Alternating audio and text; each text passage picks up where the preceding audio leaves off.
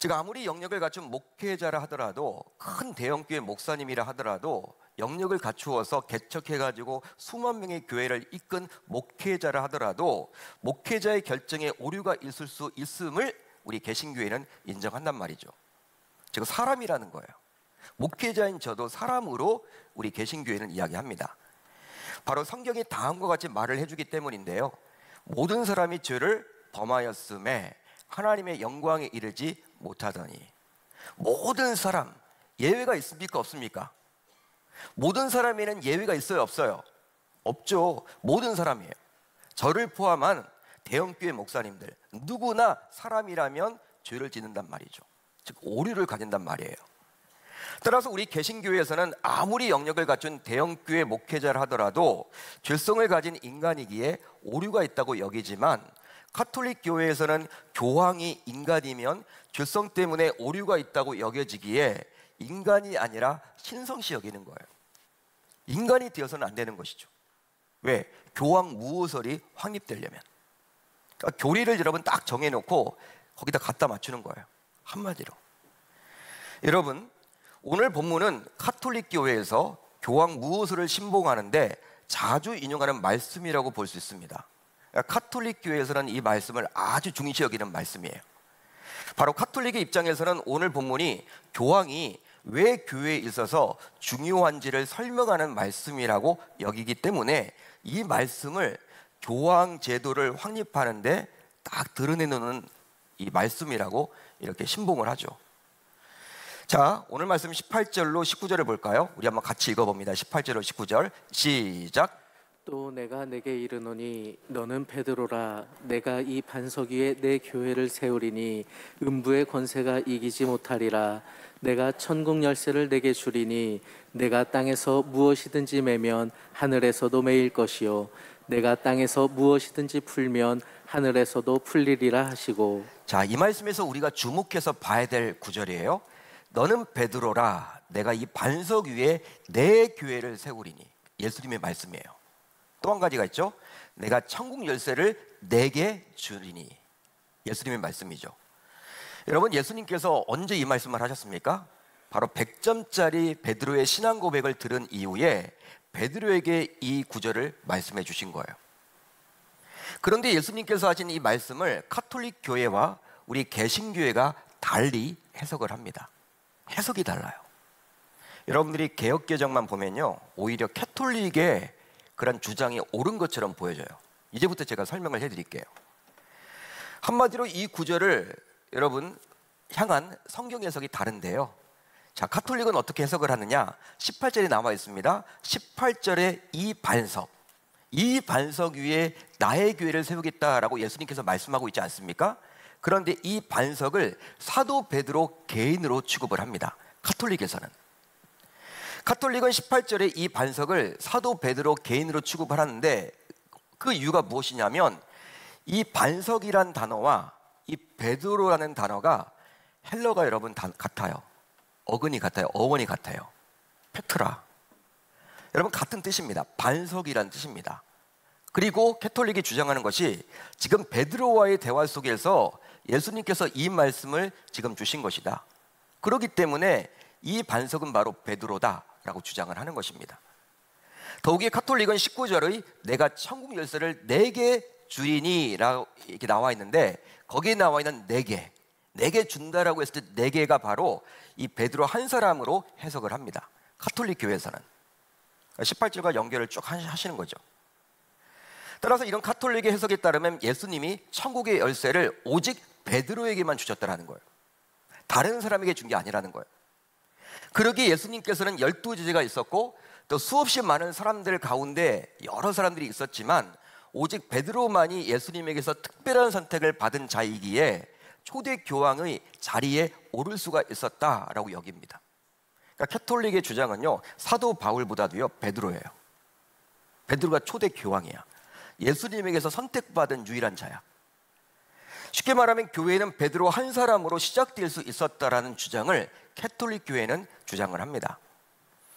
실제 우리가 보는 개혁개정 성경만을 놓고 보면 이런 캐톨릭의 주장이 맞는 것처럼 보여지죠.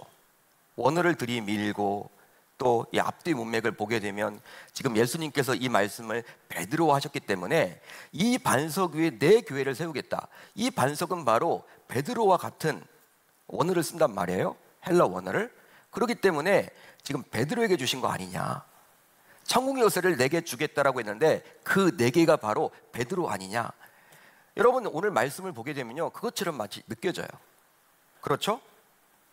반면에 개신교에서는 어떻게 해석을 하느냐, 18절에 나와 있는 이 반석을 베드로 개인이 아니라 앞에서 베드로가 고백했던 신앙 고백으로 해석을 합니다. 어떤 고백을 했습니까? 주는 그리스도시요 살아계신 하나님의 아들이시니이다. 이 고백으로 여기는 거예요, 우리 개신교회는. 한마디로 신앙 고백의 위에 교회가 세워졌다라고 우리 개신교회는 봅니다. 신앙 고백 위에 교회가 세워졌다. 우리 주님께서 교회를 세우셨다. 또 19절에서 보여지는 네 개 줄이니 이 구절의 네 개는 베드로 한 사람을 지칭하지 않고 개신교에서는 어떻게 보느냐, 주는 그리스도시요 살아계신 하나님의 아들이시니이다 라고 신앙을 고백하는 모든 자로 해석을 해요. 넓히는 거죠. 베드로 한 사람만에게 주어진 말씀이 아니라는 거예요. 자, 그렇다면 원어인 헬라어 성경은 누구의 손을 들어주고 있을까요? 우리나라 개역개정을 보면요, 마치 가톨릭이 정말 맞는 것 같아. 예? 베드로가 주장하는, 그래서 초대교회의 초대 1회 교황이 바로 베드로다. 지금 가톨릭 교회는 그렇게 여기잖아요. 지금 교황 제도의 여러분 첫 1번이 이 베드로다. 예수님께서 세워주셨기 때문에 그런 논리를 피는데, 여러분 우리나라 성경만을 가지고 놓고 보면요, 그게 맞는 것처럼 보인다니까. 그렇다면 헬라 원어를 봐야 되겠죠. 원어를 보면 과연 누구의 손을 들어줄까요? 개신교회의 손을 들어줄까요? 아니면 캐톨릭 교회의 손을 들어주고 있을까요? 자, 18절에 나온 반석, 이 반석은 헬라어로 페트라라는 단어를 씁니다. 페트라. 여러분 한두 번쯤은 다 들어보셨죠? 반석은 페트라라는 단어를 사용하는데 바위란 뜻이에요. 바위. 이것은 페트로스인 베드로와 같은 뜻입니다. 여기까지는 여러분 캐톨릭의 주장이 맞아요. 하지만 이 부분이 중요해. 반석은 여성 단수형으로 기록되어 있습니다. 헬라 원어를 보게 되면. 여러분 혹시 독일어 불어를 하실 수 있는 분 계시죠? 영어와 달리 이 독일어 불어는요, 여성이냐, 중성이냐, 남성이냐, 이게 틀리죠. 성이 있어요, 성이. 단어마다 여러분 성이 있어요. 헬라어도 마찬가지죠. 헬라어에서 독일어가 나왔잖아요. 그러다 보니까 유사합니다. 헬라어 원어를 보게 되면요, 아주 여러분들 이게 남성이냐, 남성 단수냐, 남성 복수냐, 여성 단수냐, 여성 복수냐, 중성 단수냐, 여러분 이게 다 나와 있습니다. 그런데 오늘 우리가 살펴보고 있는 이 반석은 여성 단수형으로 되어 있는데, 여러분 베드로는 남성 단수형으로 되어 있다는 거예요. 그러니까 다르다는 것이죠. 다른 단어예요. 다른 의도예요. 다른 의도로 하나님이 그렇게 써주신 거예요. 뜻은 같지만 다른 단어라니까 의도가 달라요, 여러분. 더욱이 이 반석에서 이에 해당하는 지시대명사인 타우테 역시 여성 단수형을 씁니다. 따라서 이는 예수님의 제자인 베드로가 아닌 바위를 뜻하는 페트라를 가리키고 있는 거예요. 그냥 바위를 말하는 거예요, 바위. 가톨릭 교회에서는 그 바위와 바위를 뜻하는 그 반석과 베드로가 같은 뜻이기 때문에, 같은 헬라어 단어를 사용하기 때문에 그냥 그 반석이 바로 베드로다 그렇게 취급을 하는데, 오늘을 딱 보면 이 단수긴 단수인데 이쪽은 여성을 사용하고 있고 이 베드로는 남성을 사용하고 있다는 거예요. 그렇기 때문에 이 반석을 베드로라고 여길 수는 없는 것이죠. 단순히 무엇입니까? 반석이에요, 반석. 그냥 반석을 말하는 거예요. 바위라는 뜻을 가지고 있는 그것을 이야기하는 것입니다. 여러분 이런 단어의 사용으로 볼 때 본문은 예수님께서 자신의 제자인 베드로 위에 자신의 피로 사신 교회를 세웠다라는 의미가 아님을 분명히 알 수 있는 거예요. 그러니까 우리 개신교에서는요, 베드로를 사도로 여기지 교황으로 여기지 않습니다. 일대 교황으로 여겨서는 안 된다는 거예요. 사도죠. 12제자 가운데 동일한 제자 가운데 한 사람일 뿐이에요. 오히려 이는 보다 강한 인성을 심어주기 위한 수사학적인 표현으로 볼 수 있는데요, 본래 베드로의 이름은 베드로가 아니었습니다. 어떤 이름이었죠? 게바였어요. 게바였는데 예수님께서 친히 베드로라고 이름을 지어주셨어요. 어느 날 갑자기. 그러다 보니 이 이름과 동일한 뜻을 가진 페트라, 즉 반석이란 단어를 사용하여 베드로는 아니지만 베드로와 아주 깊은 관계의 그 무엇으로 교회의 기초를 삼겠다라는 점을 부각시켜주고 있는 거예요. 따라서 그것은 바로 베드로가 예수님에게 방금 전에 했던 신앙 고백, 즉 주는 그리스도시요 살아계신 하나님의 아들이시니이다. 바로 이 고백 위에 교회의 기초를 세우겠다라는 의미입니다. 따라서 개신교의 말이 맞는 거예요. 성경은요, 언어를 보게 되면 개신교의 주장을 지금 손을 들어주고 있는 거예요. 캐톨릭 교회가 여러분 잘못되었다라는 거예요. 바로 이 고백 위에, 이 신앙 고백 위에 교회의 기초를 세우는 것입니다. 여러분, 신앙 고백은 너무 중요해요. 너무 중요합니다. 여러분들은 예수 그리스도를 누구라고 여기십니까? 어떤 분이 여러분들에게 와서 야, 너 교회 다닌다며, 너 예수님 믿는다며, 예수님이 너와 어떤 관계야? 물어보면요, 여러분 답을 하실 수가 있어야 돼요. 예수님은 나에게 어떤 분이다. 우리가 여러분 사도신경으로 신앙을 고백하고 예배를 시작하죠. 아주 중요한 거예요. 신앙 고백은 너무 중요한 것입니다. 왜? 교회의 기초이기 때문에. 그 신앙 고백 위에 교회가 세워지는 것이기 때문에. 여러분들이 이제 그리스도를 믿는 자들의 모임이 바로 교회 아닙니까? 교회는요, 이런 건물이 아니에요, 여러분. 이 건물은 바로 예배당이죠. 교회당이죠. 교회는 바로 저와 여러분들이 바로 교회란 말이에요. 그렇다면 교회인 우리는 여러분 신앙 고백 위에 기초가 그 신앙 고백 위에 교회의 기초가 세워지는 것이기 때문에 우리가 교회라면 어떤 자 위에 여러분들 이 교회가 세워지는 거예요? 신앙 고백을 할 수 있는 자야만이 여러분 교회라고 말할 수 있는 거예요. 그러니까 예수님이 어떠한 분인지를 모르면요, 그분들은 교회만 다닐 뿐이지 진정한 교회요 성도라고 말할 수 없는 거예요. 따라서 오늘 말씀을 보시면 주님께서 친히 내 교회라고 말씀함으로 교회의 주는 바로 우리 주님이신데요, 내 교회다라고 이야기를 하고 있죠. 성경을 보면요, 예수님께서 자신의 교회라고 직접 이야기한 곳은 이 말씀밖에 없어요. 내 교회다, 나의 교회야. 그러기에 주님이 주인이신 교회의 구성원인 우리 모두 이제 베드로가 했던 주는 그리스도시요 살아계신 하나님의 아들이시니이다, 이 신앙 고백을 동일하게 할 수 있어야만 할 줄로 믿습니다. 믿습니다. 저와 여러분들 모두 다 하실 수 있어야 된다는 거예요. 베드로의 신앙 고백뿐만 아니라 저와 여러분들도 동일하게 그러한 고백이 나의 고백이 되어야 하는 것이죠. 바로 이 성도들의 신앙 고백 위에 교회가 굳건하게 세워지기 때문입니다. 따라서 교회는 예수님을 메시아, 즉 그리스도로 여기며 하나님의 아들로 여기는 자들의 모임이라고 할 수 있는 거예요. 그러기에 교회라는 이름으로 모여서 드리는 예배, 양육훈련, 전도, 선교, 구제, 심지어 봉사에도 이런 신앙 고백이 반드시 담겨져 있어야 하는 것이죠. 여러분, 우리가 교회에서 봉사를 합니다. 여러 가지 봉사를 해요. 누구 이름으로 모여서 하는 겁니까? 예수 그리스도 때문에 하는 거죠. 세상의 봉사와는 달라요. 세상도 여러분 봉사활동 합니다. 토요일날 이렇게 보니까 주변 보면 막 여러분 띠를 두르고 다니면서 여러분 봉사를 하더라고요. 교회에서 나온 것 같지는 않아. 근데 그분들도 여러분 얼마나 선한 일을 하는지 몰라. 근데 그런 분들과 우리의 차이가 있죠. 우리의 봉사는요, 누구 때문에 모여서 하는 거예요? 바로 예수 그리스도. 사랑방도 마찬가지예요. 여러분, 사랑방에 모여서 세상 이야기만 하고 끝난다. 물론 세상 이야기를 할 수 있죠.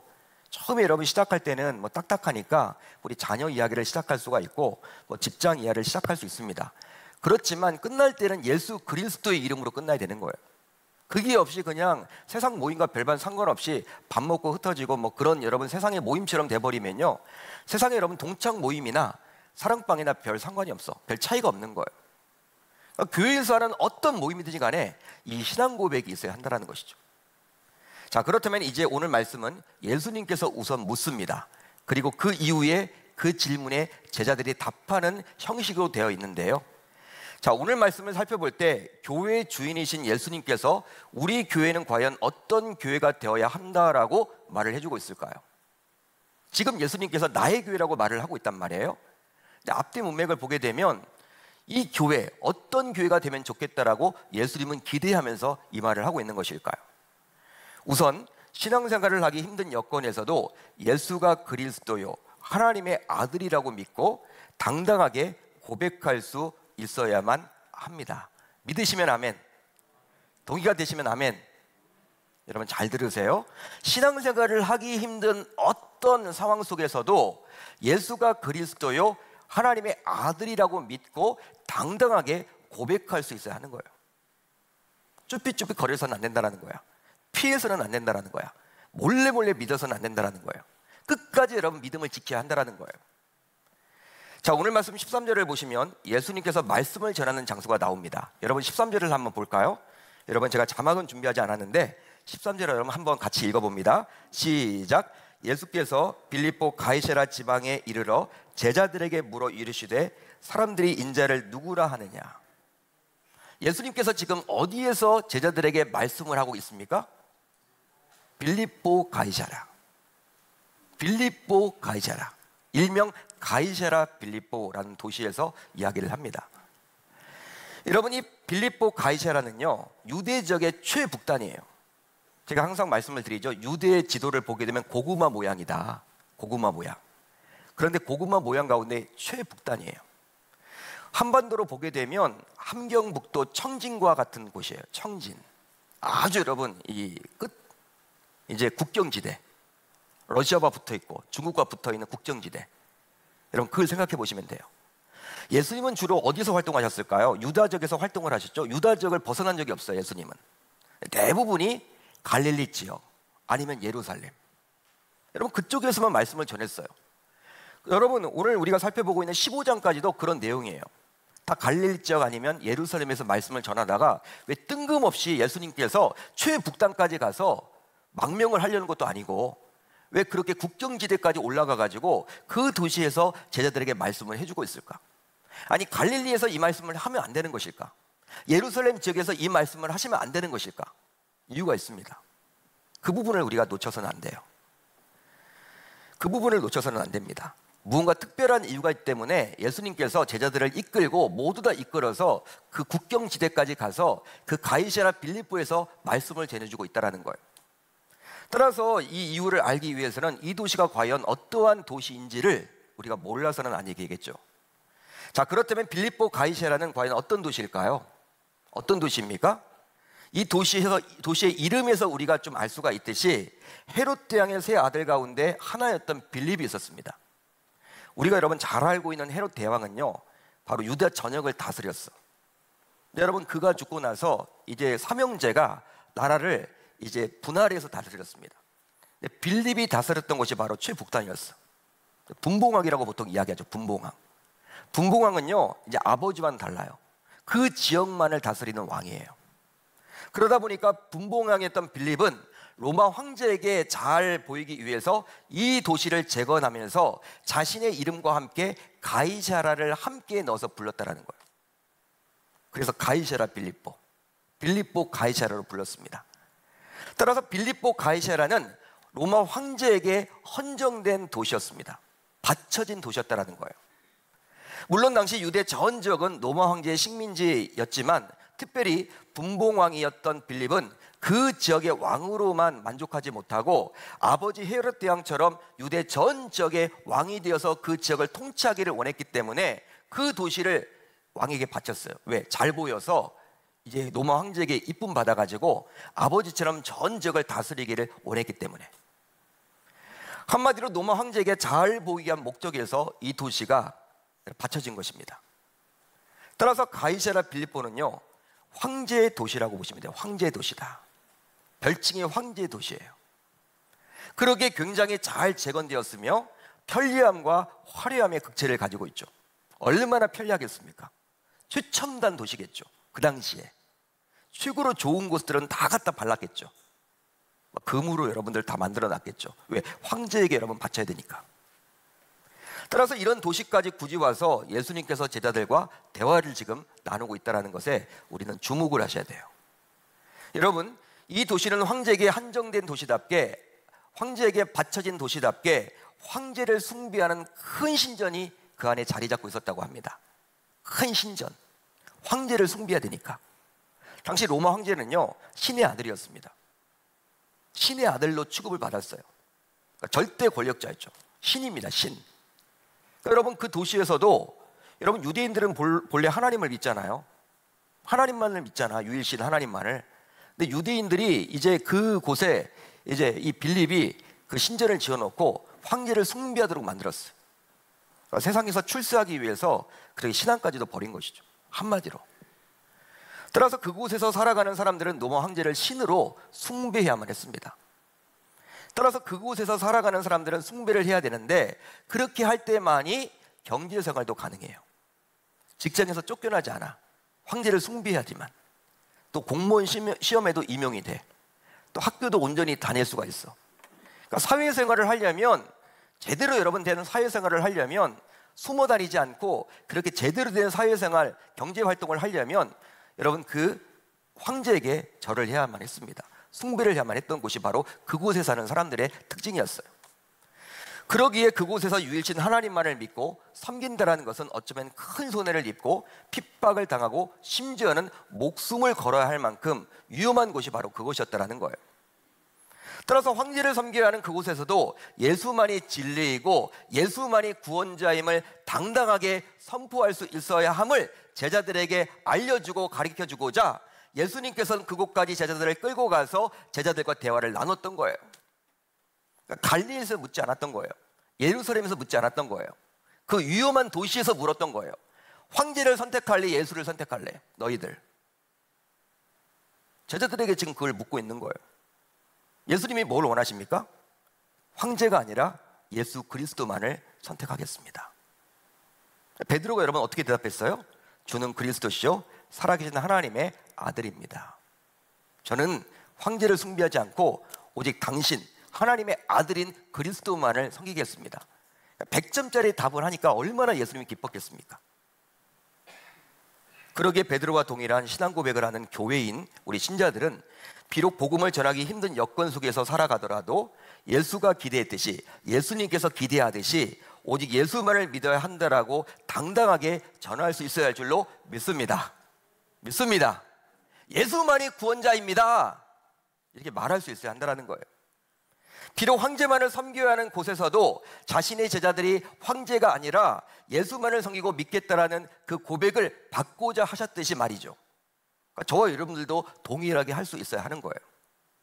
따라서 신앙 고백으로 세워진 교회인 우리 모두 코로나 팬데믹과 같이 아무리 예수 믿기가 힘든 여건이 되더라도, 코로나가 오게 되면서 예수 믿기가 참 힘들어졌죠. 막 교회 나가는 것, 요즘은 여러분 뭐 다 풀렸으니까 그렇지만 지난 2년 동안 얼마나 힘들었습니까? 교회 가는 것도 눈치 주고, 또 월요일 날 직장 가면 어제 교회 다녀왔냐고 물어보는 분들도 있고, 세상에서 비춰지는 것들이 참 여러분 부끄럽기도 하고, 얼굴이 여러분 막 따끔따끔 거리기도 하고, 예수 믿는 척 하기도 참 어렵고, 여러분 이렇게 정말 예수 믿기가 힘든 여건이 되더라도 결코 예수를 잊어서는 곤란하고, 오히려 그런 상황 속에서도 당당하게 끝까지 예수를 믿어야 한다는 거예요. 오늘 말씀은 그것을 지금 이야기해주고 있는 것이죠. 우리가 교회라면, 우리가 그리스도의 몸된 그러한 교회 지체라면 우리는 예수를 정말 뭐 이렇게 편안할 때만 믿는 것이 아니라 혼란스럽고 예수 믿는다라고 핍박이 오고 좌절이 여러분 있고 힘들고 어려운 여건들 속에 그런 처하게 되더라도 당당하게 예수를 믿는다라고 선택할 수 있어야 한다는 거예요. 지금 그것을 말해주고자 그 제자들을 빌립보 가이사랴까지 끌고 가서 그 황제 도시, 황제만이 숭배를 받았던 그곳에서 제자들은 황제가 아니라 그리스도를 선택하겠다라고 당당하게 이야기했듯이 이 시대 속에서도 마찬가지입니다. 예수를 믿는다라고 해서 핍박이 있고, 눈에 보이는 핍박은 아니더라도 눈에 보이지 않는 핍박이 있고, 또 여러 가지 여건 상황시 예수 믿는 것 자체가 힘들고 어렵더라도 예수를 결단코 포기해서는 아니 됨을 이 시간 깨닫고 돌아갈 수 있기를 우리 주님의 이름으로 축원합니다. 여러분 직장에서도요, 예수 믿는 티를 내세요. 예수 믿는다라고 당당하게 이야기할 수 있어야 된다는 거야. 그게 여러분 교회라는 거예요. 쭈삣쭈삣 거리지 말라는 거예요. 식기도할 때 여러분들 이렇게 불신자들하고 밥 먹을 때도 식기도하고 드시라는 거예요. 그냥 여러분들 눈 뜨고 기도하지 마시고, 눈 뜨고 하나님 땡큐 이렇게 딱 하지 마시고, 제대로 여러분 기도하고 믿는 티를 내라는 거예요. 쉽지 않죠? 그렇지만 진정한 교회라면 그런 모습을 갖춰야 한다는 거야. 저와 여러분들 모두 빌립보 가이사랴 황제 도시였던 그곳에서도 베드로가 그렇게 고백했듯이 저와 여러분들도 그런 고백을 해나갈 수 있기를 우리 주님의 이름으로 축원합니다.